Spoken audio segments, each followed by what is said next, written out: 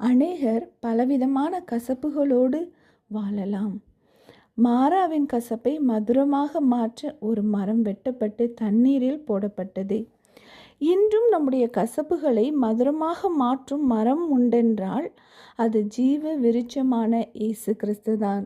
ஈசா எனும் அடிமரத்திலிருந்து துளிர்த்த விசேஷ மரம், நமக்காக சிலுவையில் நொறுக்கப்பட்ட விசேஷ மரம், நம்முடைய கசப்புகளை எல்லாம் நீக்கி போட வல்லமையுள்ள மரம்.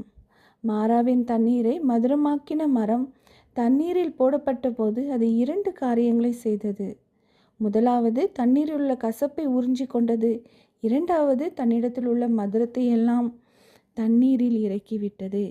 இயேசு கிறிஸ்துவும் நம் வாழ்வின் கசப்புகளை எல்லாம் எடுத்து போட்டு நமக்கு மதுரத்தை கொடுக்கின்றார்.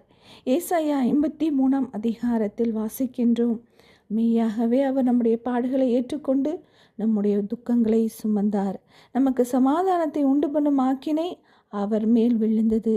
அவருடைய தழும்புகளால் சுகமாகிறோம் என்று. ஆம், நாம் மற்றவருடைய வாழ்க்கையில் கசப்புகளை அல்ல நன்மைகளை கொடுக்கிறவர்களாயிருப்போம்.